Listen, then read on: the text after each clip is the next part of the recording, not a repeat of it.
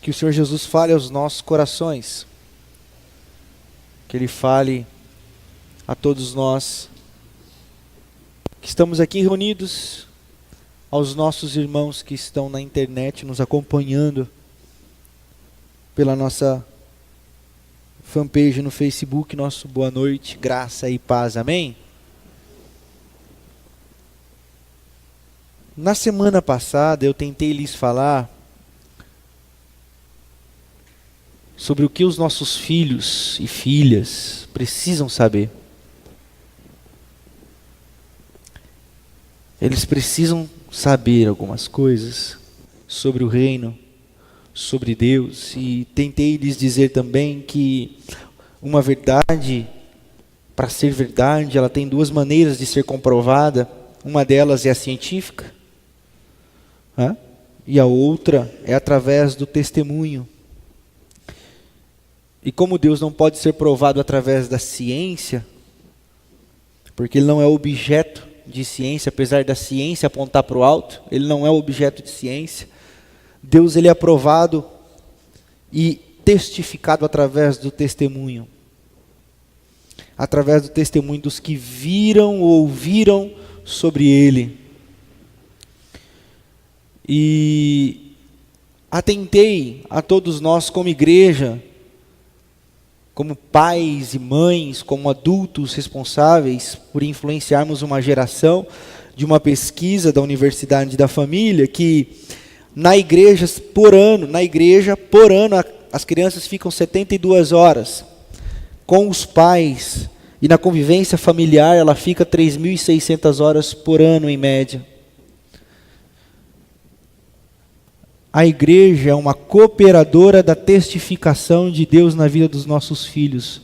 O papel cabe aos pais. Nossos filhos precisam saber através das nossas vidas de que Deus é real.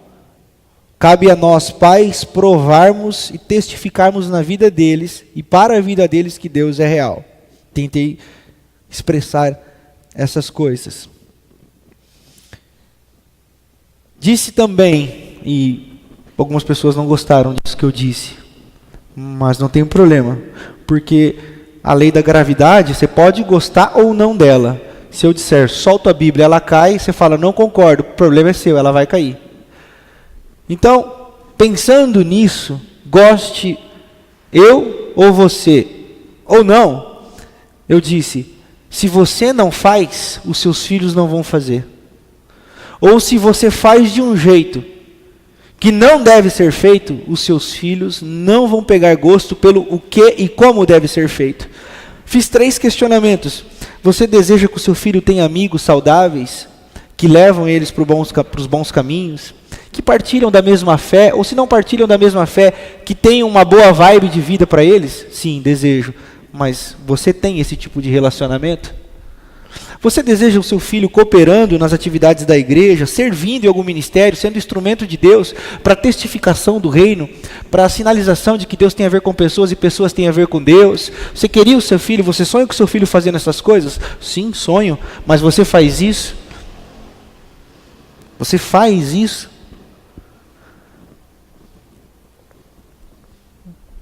Então, nós não podemos fugir da responsabilidade que Deus nos deu. O que eu tentei dizer é que nós gostamos ou não disso, é como a lei da gravidade. Se eu soltar a Bíblia, ela vai cair. E alertei que nós vivemos uma geração que ouve com os olhos. Estão atentos a tudo que estamos fazendo. E hoje quero tentar lhes falar sobre os nossos filhos e a mensagem do reino, ou os nossos filhos e o reino. Por quê? Porque os nossos filhos precisam ouvir sobre o reino de Deus. Eles precisam ser apresentados ao reino de Deus. O problema é que hoje em dia, nós temos 2 situações. A primeira delas é que tem gente ou tem pais que ensinam que o reino de Deus é pertencer a uma religião. Você precisa de uma igreja. Você tem que ter uma igreja, você tem que cumprir um conjunto de regras, você tem que fazer isso. Se você come sem orar, cuidado, você vai engasgar e corre o risco de morrer. Então, esse conjunto de regras é a religião que muitos pais passam para os seus filhos. Porque você tem que fazer, porque se você não fizer, você não sei o que lá, não sei o que lá, não sei o que lá. E, por outro lado, existem outros pais que não estão ali, mas estão aqui. São os pais filosóficos. Aqueles pais que a igreja é minha casa. Filho, olha os passarinhos, soltos a voar dispostos, a encontrar um ninho, nem que seja no peito do outro. São os pais filosóficos, nietzschianos. Para que igreja? Não, eu ensino meu filho em casa. Eu ensino meu filho no dia a dia. Esse negócio de igreja aqui é nocivo demais, faz muito mal. Só que aí o problema é que ele sai daqui e vai para o outro extremo. Não, não preciso disso aí não. Ó, isso aí, ó, para mim, sabe? Lembra que eu disse que a igreja é uma cooperadora na educação dos pais? Então, esse pai aqui que saiu de lá não pode se esquecer daquela que é a cooperadora. Aquela que ajuda. Por isso que a nossa comunidade, ela tem que ser uma comunidade que não ensina, não se foca na religião, mas se foca no reino. Para que os pais que se cansaram da religião, ou dos pais que estão na religião, possam trazer os seus filhos e inspirá-los quanto ao reino de Deus. Porque que tristeza deve ser lá na frente nós olharmos para os nossos filhos e vermos que se desviaram da verdade. Mas eu dei o meu melhor. Eu fiz o que eu podia, mas você não falou nada sobre o reino. Não, mas eu orava com eles todas as noites, mas o reino não tem a ver com orar ou não orar. Não, mas eu mostrava para eles que os passarinhos são criaturas de Deus e dizia para eles que o Senhor se manifesta. Mas o reino não tem a ver com olhar passarinho e dizer que o passarinho é o reino de Deus. Eles precisam saber sobre o reino de Deus. Porque quando eles souberem do reino de Deus, eles vão produzir alegria nos nossos corações. E nós vamos saber que eles estão no bom caminho, porque as pessoas vão testificar de que os nossos filhos estão no bom caminho. É por isso que eu quero convidar você a abrir comigo a sua Bíblia, na terceira carta de João. Na terceira carta de João, lá no finalzinho, perto do Apocalipse. Vai lá para o final da sua Bíblia. Vai ser projetado aqui o apóstolo João escrevendo a Gaio. Ele diz assim, a partir do verso 3, terceira carta de João, verso 3, diz assim: muito me alegrei ao receber a visita de alguns irmãos que falaram a respeito da sua fidelidade, de como você continua andando na verdade. E olha o que diz o versículo 4. Não tenho maior alegria do que ouvir que meus filhos estão andando na verdade. Não há maior alegria para um pai do que ouvir e as pessoas testemunharem sobre os seus filhos de que eles estão andando na verdade. Claro que aqui o apóstolo João está fazendo uma metáfora. Ele está fazendo uma metáfora porque ele é um pai na fé de Gaio. Provavelmente ele foi instrumento de Deus. João foi instrumento de Deus para que Gaio se convertesse e muitos outros ali naquela igreja. E Gaio se tornou um líder daquela comunidade. Mas ele traz para ele essa metáfora de pai espiritual. E ele diz, olha, não tenho maior alegria do que essa, de saber que os meus filhos estão andando na verdade. Não há maior alegria para um pai de saber que o seu filho está andando num bom caminho. O problema, qual é o caminho que nós pais temos mostrado para os nossos filhos? Provérbios 17, 25 diz assim que um filho tolo é a desgraça do seu pai. Vou repetir. Provérbios 17, 25 diz que um filho tolo é a desgraça do seu pai, é a ruína do seu pai. E a minha oração por mim, por você, é que não sejamos pais tolos, que ensinam coisas tolas, mas que alcancemos corações sábios, para que os nossos filhos e filhas, para que aqueles que estão à nossa volta possam entender sobre o reino de Deus. E aqui nessa carta de João, o apóstolo descreve algumas coisas muito legais que eu quero conversar com vocês nessa noite, sobre o reino de Deus, sobre essa preocupação que nós temos que ter com o reino de Deus. E eu gostaria de começar dizendo para vocês que, lembrando da pesquisa que eu citei domingo passado, que aponta para um dado estarrecedor: as crianças que estão no ensino fundamental, 80% delas, quando chegarem na idade universitária, não somente vão abandonar a igreja, mas também vão se apostatar da fé. Falei isso domingo passado. Não só vão se afastar da igreja, mas como também vão se afastar da fé. O que eu quero dizer? Lembra dos dois pais? O pai que ensina religião, que não sei o que lá, vai perder o seu filho. E lembra do pai que fala sobre as coisas que não precisa de igreja, que não sei o que lá, vai perder o seu filho. Porque 80% deles vão se apostatar, não somente da igreja, mas vão se apostatar da fé também, se as igrejas não abrirem seus olhos. E ontem o Carlos Bezerra citou uma pesquisa aqui do Instituto Barna, nos Estados Unidos, que foi perguntado, e vem em congruência com o que eu disse semana passada, sobre o porquê desse número estarrecedor. E ele diz assim: por que jovens não cristãos, ou como jovens não cristãos, olham para os evangélicos nos Estados Unidos? Primeiro dado da estatística. O que você acha que é ser um cristão ou um evangélico? Primeiro, ser anti-gay. Segundo, ser um hipócrita. Terceiro, ser um julgador de pessoas. Então, o que os pais, o que a igreja, o que o evangelho tem apresentado para as crianças? Que ser evangélico é ser anti-gay, é ser hipócrita e é ser um julgador. Isso é o reino? Não, isso não é o reino, isso é a religião. Então nós precisamos trazer os nossos filhos para a mensagem do reino. Para uma mensagem que produza vida. Nós precisamos ter tempo com os nossos filhos.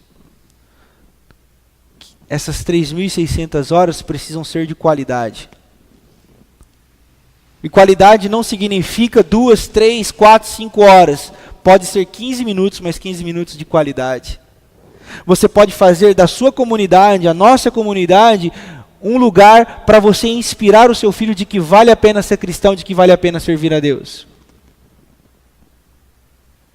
Que servir a Deus não é essa coisa banal, chata, pesarosa, e também não é essa filosofia de que tudo é Deus, de que eu vou para a cachoeira e eu vejo Deus, de que eu fico fazendo não sei o que em casa e eu vejo Deus. Não, mas me chama a um compromisso, me chama a uma vibe de estar conectado a pessoas, de estar conectado a um movimento, e esse movimento produz vida, e esse movimento produz serviço, que produz vida, que produz movimento, que produz serviço, que produz vida.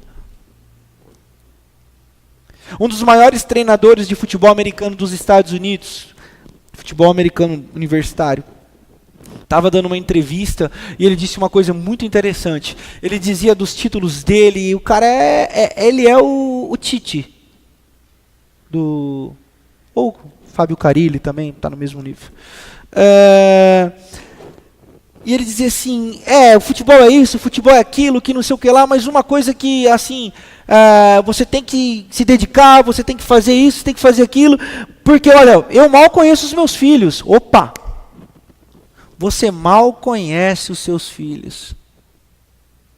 Você pode ganhar o mundo inteiro, mas você mal conhece os seus filhos. Daqui 2, 3 gerações, os bisnetos, os netos vão olhar para os troféus, mas vão dizer o que sobre ele? Você pode Nada contra você dar a melhor escola, nada contra você ter os melhores planos, nada contra você ter os melhores carros, as melhores casas. O seu filho, sua filha não precisa disso. Isso é muito bom, mas o seu filho precisa de um referencial do caráter de Deus. E isso não se constrói obtendo sucesso. C.S. Lewis vai dizer uma coisa muito interessante sobre esse mundo e o reino e esse mundo. Ele diz assim: na realidade, tudo que nós vemos nesse mundo é fumaça. O que é de verdade mesmo, o que é de verdade, está no reino, ou é sobre o reino de Deus. Então, quando nós trazemos o reino de Deus para nossas casas, e nós ministramos sobre o reino de Deus para os nossos filhos, nós estamos falando para eles sobre coisas verdadeiras, e coisas que não vão se acabar. Mas quando nós instruímos nossos filhos sobre troféus, sobre várias outras coisas, nós estamos ensinando eles a ser amantes de fumaça. Amantes do mundo que é fumaça. Amantes do mundo que não é real. Amantes de um mundo que vai desaparecer. Inclusive o mundo da religião, inclusive o mundo das coisas.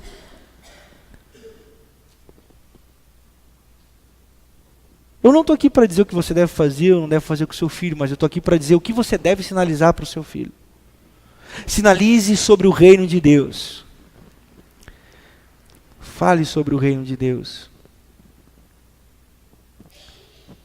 Falando como pai, se você, ou mãe, se você nunca se achou o pior pai ou a pior mãe do mundo, provavelmente você é. Vou repetir. Se você nunca olhou no espelho e se achou o pior pai ou a pior mãe do mundo, provavelmente você é. Somente os corajosos têm coragem de se olhar no espelho e se encarar, se julgar.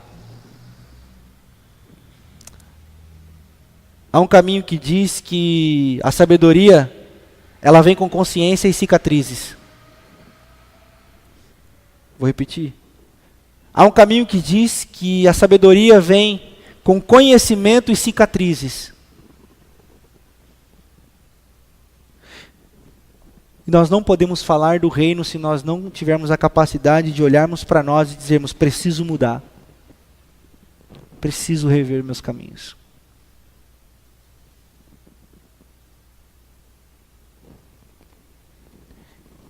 Então, João se alegrava com Gaio, porque Gaio estava fazendo algumas coisas, e coisas que João tinha ensinado sobre o reino, e que Gaio continuava praticando. Se você continuar a ler comigo, no versículo 5 ele vai dizer assim: amado, ô amado, você é fiel no que está fazendo pelos irmãos. Olha o que diz a sequência do texto. Apesar de lhes serem desconhecidos. Você faz o bem, Gaio, sem saber a quem. Reino. Gaio, que felicidade, Gaio, saber que você olha para as pessoas e não olha a cor. Não olha carro, Gaio. Não olha conta bancária. Não olha cabelo, não sente cheiro. Que felicidade, Gaio, saber que você está sendo fiel, sem saber a quem, apenas sendo fiel. Eles falaram à igreja a respeito desse seu amor. Você fará bem se os encaminhar em sua viagem de modo agradável a Deus, pois foi por causa do nome que eles saíram sem receber ajuda alguma dos gentios. É, pois, nosso dever receber com hospitalidade irmãos como esses, para que nos tornemos cooperadores em favor da verdade. Gaio tinha sido um porto seguro para alguns irmãos que estavam pregando o evangelho. Hospitaleiro, a pessoas que ele não conhecia. fazia valer a mensagem que seu pai, na fé, havia lhe inspirado a fazer e a pregar e a viver. E aqui não é Gaio que testificou para João. João disse assim: o pessoal que veio da igreja aí, Gaio, falou isso sobre você. E que alegria saber que você está trilhando esse caminho. Eu quero fazer uma pausinha aqui. O que as pessoas vão dizer sobre os nossos filhos, sobre o seu filho? Não é aquela vibe de ficar preocupado com o que a tia chata está falando. Tem gente que vai falar mal de tudo. Fala mal do Corinthians, fala mal do Palmeiras, fala mal da roupa, fala mal do sem roupa. E não é sobre esse tipo de gente que a gente tem que se preocupar. Mas o que as pessoas dão de testemunho sobre os nossos filhos? E eu não estou dizendo de imputá-los sobre eles um peso de não ser o que nós não somos. Então a pergunta que está por trás dessa que eu estou fazendo é: o que eu e você, pai e mãe, vô e vó, tio e tia, temos inspirado na vida daqueles que estão à nossa volta? Certa vez eu estava numa pescaria com algumas crianças. Pô, meu, pescaria é massa. Você está lá, é um encontro que você marcou que você não sabe se o cara vai vir. Então você fica ali. Silêncio, rio. E as crianças, é o contrário, não é silêncio, não é paciência. Mas beleza, até aí beleza. Mas aí uma das crianças bateu no pote de isca. E ela olhou para o pote de isca, para o meu pote de isca, diga-se de passagem. Olhou para mim.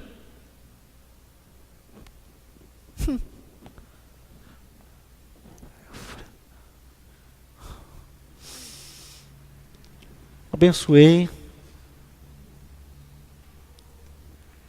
Vai na paz do Senhor. Só que não, né? Eu falei assim: esse cara não se preocupa com nada. Esse cara não está nem aí para o mundo. Mas aí você olha para os pais. Não está nem aí para ninguém. Porque quando você vê a criança, você olha para os pais. Aí você faz o comparativo. A criança é vítima dos tontos. Quem estava no cara a cara ontem sabe que nós falamos sobre tontices. Então, gente tonta produz filho tontinho, que não se preocupa com ninguém. E Gaio disse assim: que bom que você se preocupa, inclusive com quem você não conhece. Isso é o reino. Essa é a mensagem do reino. Se preocupe com o ser humano. Se preocupe com pessoas. Nós precisamos inspirar os nossos filhos quanto ao reino de Deus. Não é quanto o comer. Irmãos, não é pecado orar para comer. Ok? Só que o problema é que a gente acha que inspirar quanto ao reino é aquele fechar as mãozinhas para todo mundo dizer: olha que lindinho. Depois sai o capeta quebrando tudo. Não adianta nada. Então, tipo, bonitinho é ver uma criança quebrantada quando alguém passa fome. Bonitinho, emocionante é nós vermos nossos filhos e dizer assim: papai, por que nós não vamos ajudar aquele fulano ou aquela ciclana? Papai, por que nós não vamos fazer alguma coisa? Isso é bonitinho de se ouvir. E isso está tão difícil de se ouvir nos dias de hoje.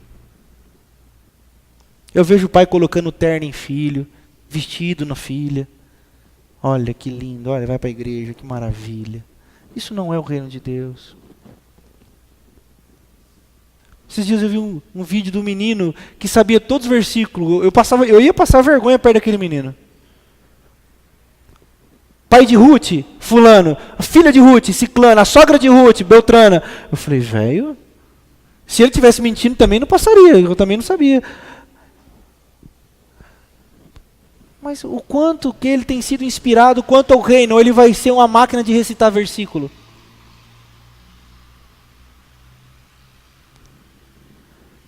Que alegria, Gaio, saber que você tem recebido pessoas, que você tem feito bem, tem se mantido fiel, Gaio.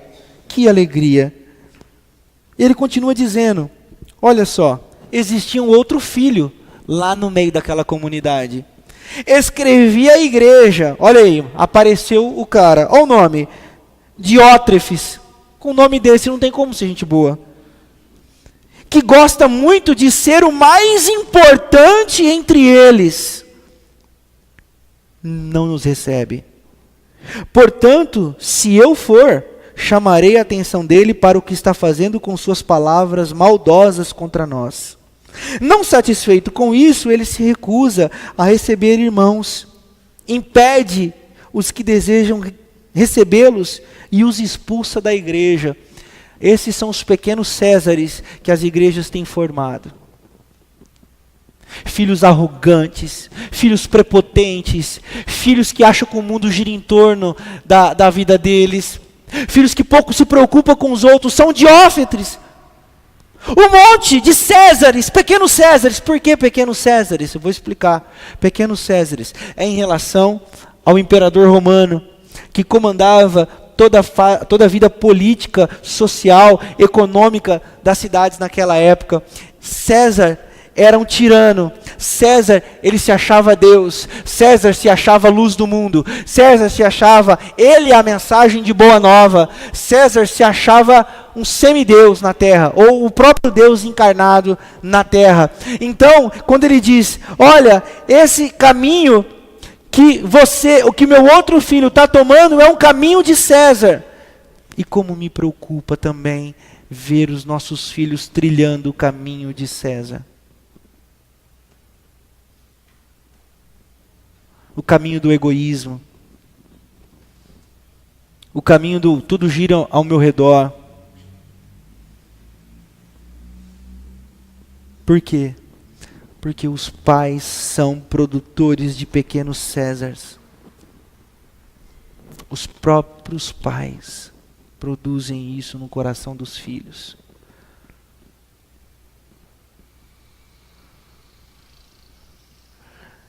Certa vez eu ouvi de um pastor, se o nosso filho tiver, ele falou, né? Se nosso filho tiver um aniversário,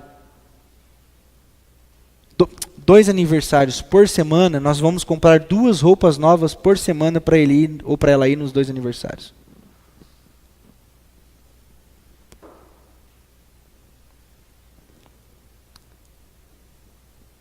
Pastor, o que isso tem a ver com César? O que isso tem a ver com ser egoísta? O que isso tem a ver? Tudo. Nós produzimos os nossos filhos como se eles fossem o centro do mundo. E nós achamos que eles são, porque eles não vão sofrer o que nós sofremos. O meu filho não vai passar o que eu passei. Grande erro.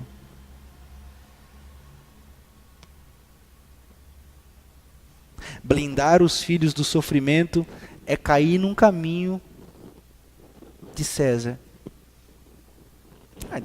Não estou dizendo também que tem que deixar sofrer. Vai mulambo pro aniversário também. O pastor falou lá que não pode comprar roupa. Vai com tênis velho. Caiu a sola. Vai com tênis velho. Isso é o reino, meu filho. É assim, aprende aí, velho. É assim mesmo. Pô, pai, mas meu tênis está caindo a sola. É reino. Não é disso que eu estou dizendo. Me compreendam, por favor.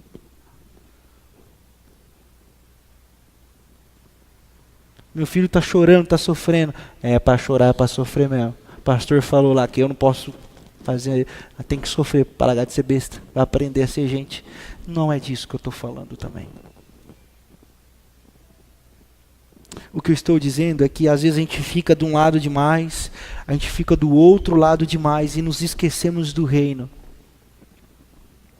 Os nossos filhos precisam saber sobre o reino.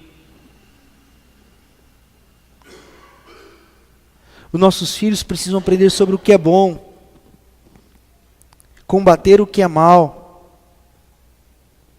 No versículo 11, ele diz, meu filho, amado, não imite o que é mal, mas o que é bom. Aquele que faz o bem é de Deus. Aquele que faz o mal não viu a Deus. Está aqui. O que é fazer o bem? É vir para a igreja, é orar, é ficar 40 minutos aqui em silêncio.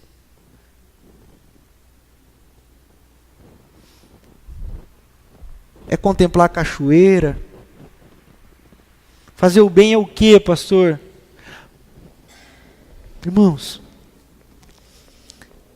o reino do bem tem a ver com olharmos para as pessoas. Ensine os seus filhos a olhar para as pessoas.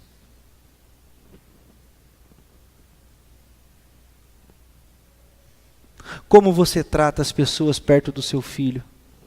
Ou longe também? Como que você trata aqueles que são, às vezes, de classe inferior a você?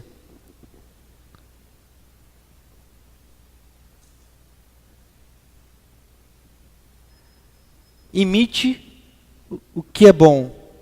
Faça o que é bom. Faça o bem e não faça o que é mal. Enquanto um filho recebia bem, olhava as pessoas, servia as pessoas, o outro filho fazia mal, não recebia as pessoas e expulsava da igreja aqueles que queriam receber.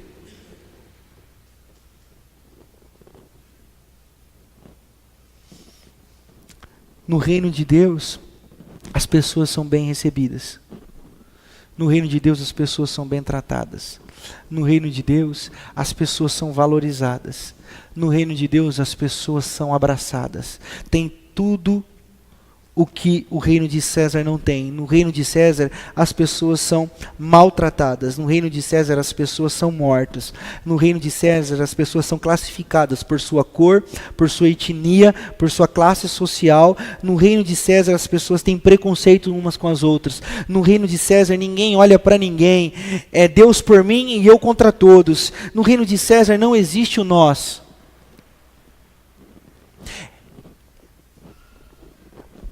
Por que que a vida comunitária é importante para a mensagem do reino? Porque aqui existe o nós. Por que que a vida comunitária é importante na vida da criança? Porque domingo após domingo nós vamos dizendo: o nosso Deus nos salvou da nossa perdição. Nós quem, papai? Nós quem, mamãe? Todos nós. E porque Ele salvou todos nós, nós não somos melhores do que ninguém e ninguém é melhor do que nós. E Ele vai ver isso nessa comunidade. É por isso que nós temos trabalhado para que essas coisas que aconteceu ontem, para que esses cartazes entrem no coração de cada um, para que os nossos filhos possam ver, e para que o reino não do material, não daquilo que é fumaça, mas o reino que dura para sempre se manifeste e seja perceptível, seja sentido e queime nos corações.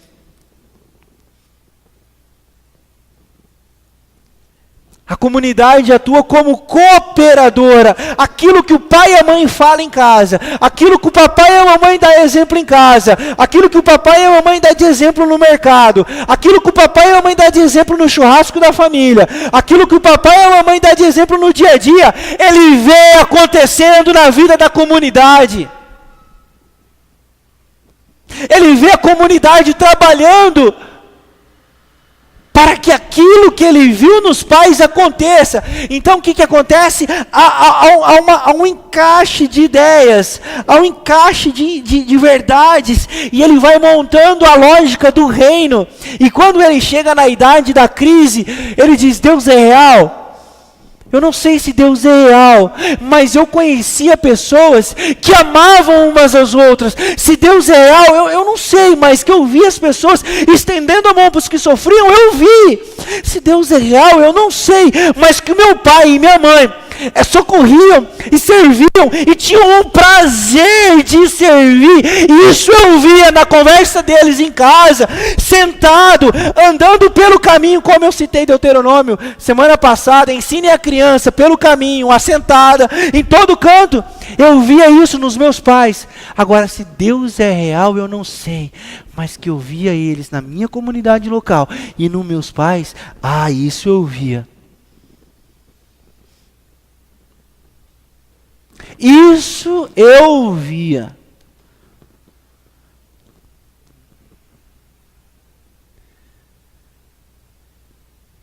Eu posso imaginar a alegria de Deus olhando para nós. Que bom.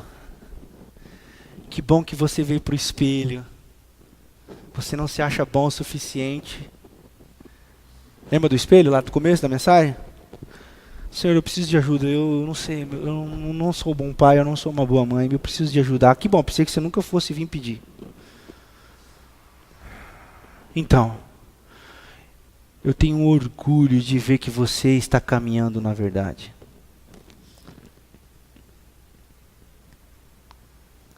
Eu tenho orgulho de ver a luz do Evangelho brilhando na sua vida. Que orgulho me dá, Renato. Que orgulho me dá, fulano. Que orgulho me dá, ciclano. Que orgulho me dá ver que vocês fazem o bem.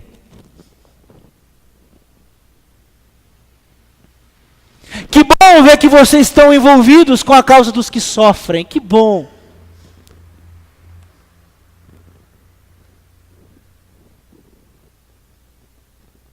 Que bom que vocês sabem que vocês estão envolvidos com essas coisas. Porque isso vai brilhar na luz. Essa luz vai brilhar na vida dos filhos de vocês. Mas sabe, esse tipo de mensagem não dá muito ibope.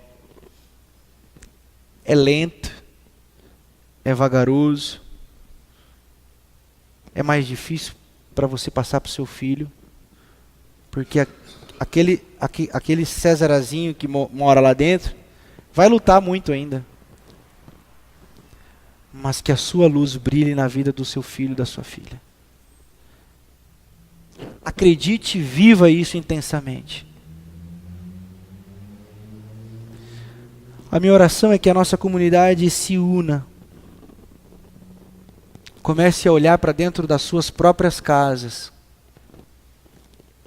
O pai olhe para a esposa olhe para o marido, para o pai, e digam assim: nós precisamos mudar a nossa vida. Faça um balanço geral familiar. O que nós temos inspirado os nossos filhos e as nossas filhas?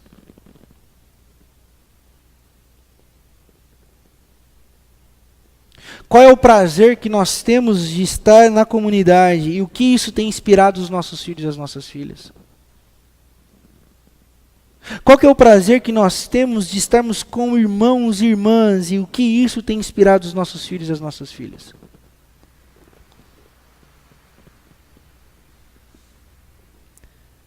O quanto nós temos servido integralmente e o quanto que isso tem inspirado os nossos filhos e nossas filhas.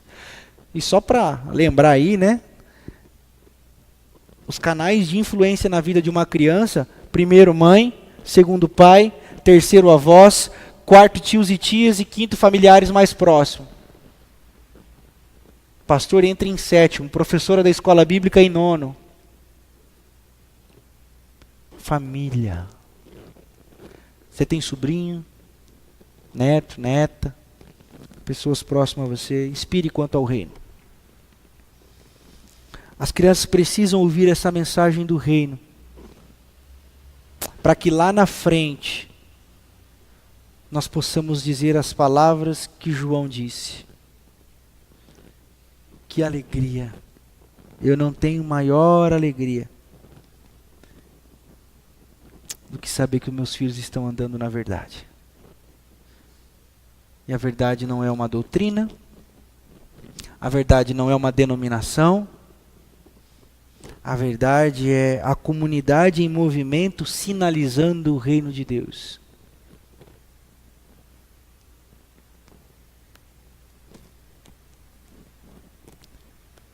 Os nossos filhos e o reino. E eu quero concluir dizendo que só há um caminho para nós essa noite.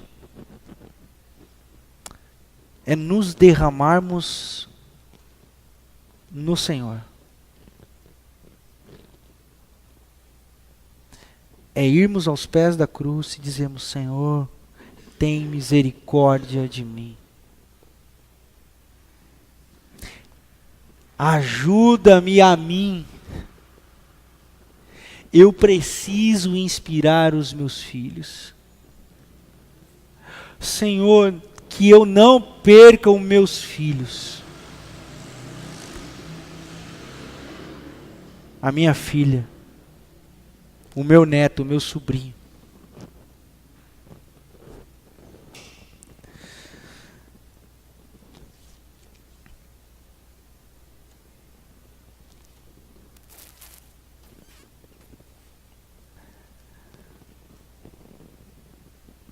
O seu filho não precisa do seu troféu. O seu filho não precisa do seu cargo. O seu filho não precisa da sua herança. O seu filho não precisa nem de um amigo. Seu filho precisa saber que ele tem um pai e uma mãe.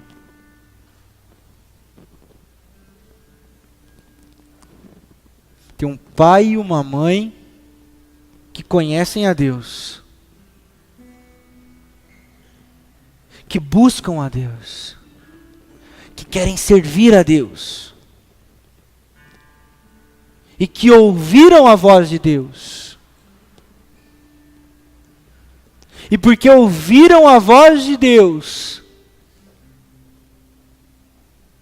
servem,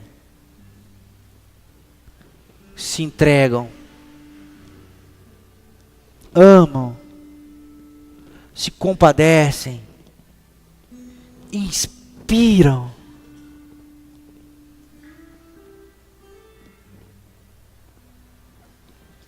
Nós não podemos perder os nossos filhos. Porque um filho tolo é a ruína do seu pai. E vou repetir. Aquela pesquisa dos 80% em nome de Jesus não vai chegar nas nossas casas, amém? Não vai chegar, Senhor. Misericórdia, Senhor. Nossos filhos não precisam de religião. Os nossos filhos não precisam ir para a cachoeira. Apesar que é legal, né? Mas os nossos filhos precisam do reino. Reino encarnado. E o reino não está aqui nem acolá. Ele está no meio de nós. Se manifestando. No socorro. Na esperança. Na bondade. E no bem que cada um de nós fazemos nas oportunidades que temos. Os nossos filhos precisam saber. Eu espero que eles saibam através da sua vida, das nossas vidas. Essa é a minha oração, em nome de Jesus. E que nessa hora, enquanto a gente se derrama em canção, cantando essa canção, você possa se derramar na presença de Deus. Você possa dizer, Senhor, que a minha vida cante aos meus filhos. Que a minha vida inspire os meus filhos, quanto ao reino de Deus. Vá para o espelho. Vá para o espelho de Deus.